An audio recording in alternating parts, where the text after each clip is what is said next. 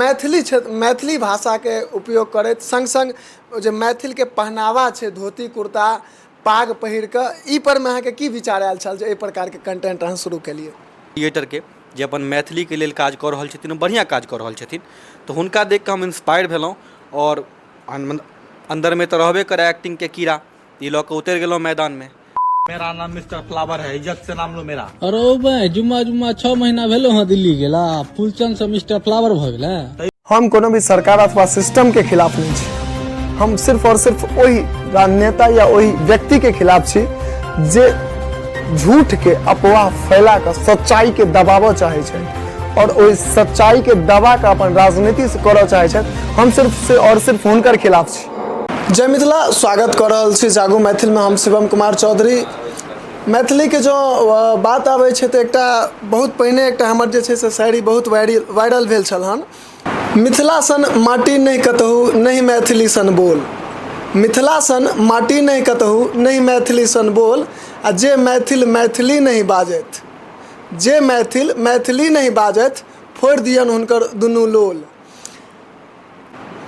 एखन हमरा सबके बीच मैथिल रोनित राय छथि जे लगातार फेसबुक पर में, यूट्यूब पर में, इंस्टाग्राम पर में अपन रील्स के माध्यम से छायल रहे छथि, एखन लाखों दिल पर में राज कर रहल छथि। मैथिल रोनित राय, हिनका संगे सबसे पहले पूरा परिचय ल लै छी। रोनित जी बहुत बहुत स्वागत है। अब चाहब जे अपन पूरा परिचय दऽ दी। बहुत बहुत धन्यवाद भैया अहाँ के कि अहाँ हमरा अपन फ्रेम में जगह दिलहुँ, जागू मैथिल के फ्रेम में जगह दिलहुँ। हमर नाम भेल रोनित रॉय और हमर आईडी अछि इंस्टाग्राम, यूट्यूब, फेसबुक तीनों पर मैथिल रोनित के नाम से, जहाँ से बहुत प्यार से हो दै छी। हमर गाम भेल नेहरा, नेहरा दरभंगा जिला अंतर्गत एकटा गाम छै नेहरा, और यह हमर परिचय भेल। एखन तक हम ग्रेजुएशन हमर कंप्लीट भऽ गेल हँ और मास्टर्स के तैयारी में लागल छी। यह हमर परिचय भेल। यदि हम सब बात करी मैथिल रोनित राय कंटेंट शुरुआत केलखिन, रील्स बनेना शुरुआत केलखिन, एकर पाछा रहस्य जे हम जानना चाहब, ताहिसँ पहिने चाहब जे ओहिसँ पहिने अहाँ करैत की रहिए और पढ़ाई लिखाई अहाँ के केना चलैत रहे? हम गाँव में नर्सरी से लऽ कऽ 6 तक पढ़ाई केने छी गाँव में। अपन मॉडल पब्लिक एकेडमी नेहरा हमरा गाँव में स्कूल छै, ताहिमे ओहिके बाद 6 में हम चलि गेलहुँ दरभंगा, और दरभंगा से हम 12th तक केलहुँ, जाहिमे 10th हम केलहुँ Jesus and Mary academy school से, और 11th 12th केलहुँ महात्मा गांधी शिक्षण संस्थान से। ओहिके बाद हम चलि गेलहुँ दिल्ली, दिल्ली के जिम्स कॉलेज से हम मास कम्युनिकेशन केलहुँ, जे कि रिसेंटली कंप्लीट भेल हँ, और यह हमर शैक्षिक अथी अछि। और आगू प्रयासरत छी जे MBA कतौसँ करी या मास्टर्स डिग्री कतौसँ ली, कोनो चीज में मास्टर्स डिग्री ली। और जतऽ तक बात छै वीडियो बनेनाइ केना शुरुआत केलिए, तऽ इंटरेस्ट हमरा बचपने से छलै एहि फील्ड में, एहि लाइन में, कि हम किछु करी अपन मिथिला के लेल, अपन मैथिली के लेल, अपन परिवार के लेल किछु करी, हुनका एगो सम्मान दिए पब्लिक के बीच। तो ओहिके लेल हम शुरुआते से, जेना कि कहलहुँ कि टिकटॉक पर वीडियो बनबै छलिए तऽ हिंदी में बनबै छलिए, 2018, 17, 19 एहिमे हिंदी में बनेलिए, तऽ किछु खास मुकाम हमरा नहीं हासिल भेल ओहिसँ। लेकिन जखन कोविड आबि गेलै 2020 में, 2020 के अप्रैल में हम मैथिली में टिकटॉक पर बनेनाइ शुरू केलिए। ओहिमे लिपसिंग करिए, हम कंटेंट नहीं दिए, खाली लिपसिंग करै छलिए।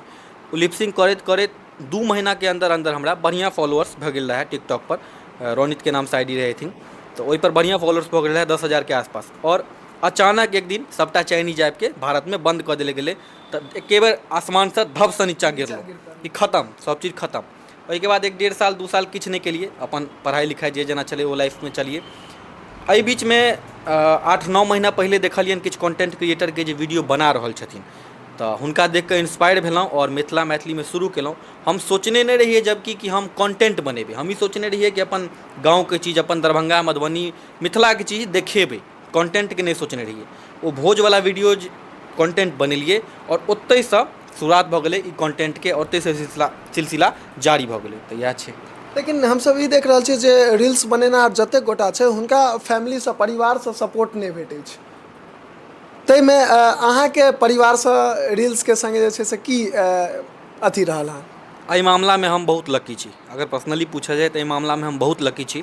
हमर पहिल फैन जे कहल जाए, जे कि हम किनको कहै छनि कि हमर फैन नहीं छथि, सब हमर परिवार छथि, लेकिन अगर फैन कहल जाए तो पहिल फैन हमर माताजी छलथि, और परिवार के अन्य लोग सेहो, भैया भाभी चाचा चाची सब गोटा हमरा एखन तक सपोर्ट कऽ रहल छथि और शुरुआतो से केलथि।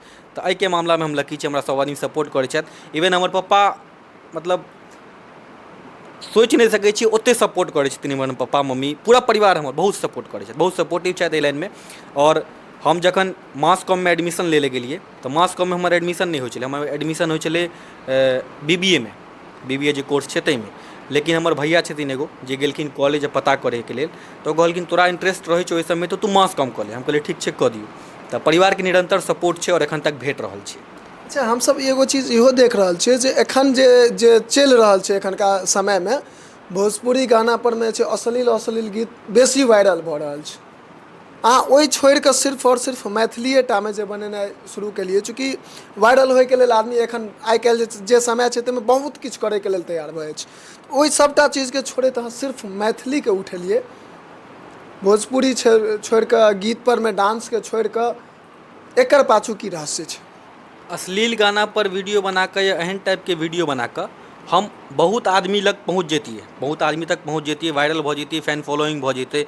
लेकिन पब्लिक के दिल पर हम कहियो राज नहीं कऽ पैतिए जे एखन मिथिलांचल में 10 आदमी 20 आदमी 50 आदमी हुनकर दिल पर राज करै छिए और एगो पॉजिटिव वाइब आबै छै। अहाँ हमर वीडियो अपन माताजी पिताजी पब्लिक हमरा मैसेज करै छथिन कि अहाँके वीडियो हम मम्मीके देखेलियनि, हुनका बड़ नीक लागल, या अहाँके वीडियो हमर पप्पा हमरा सजेस्ट केलथि, किनको पप्पो सजेस्ट करै छथिन कि हिनकर वीडियो देखून। तऽ ई सुनिकऽ बहुत खुशी मिलै छै। और वायरल होइके उद्देश्य जे छै ने, वायरल भऽ कऽ अहाँ किछु नहि कऽ सकै छियै जीवनमे, आइ एतऽ छियै काल्हि एतऽ आबि जेबै। लेकिन अगर धीरे धीरे चढ़बै और लोकके दिल पर राज करबै तऽ अहाँ बेसी कामयाब हेब अपन जिंदगीमे।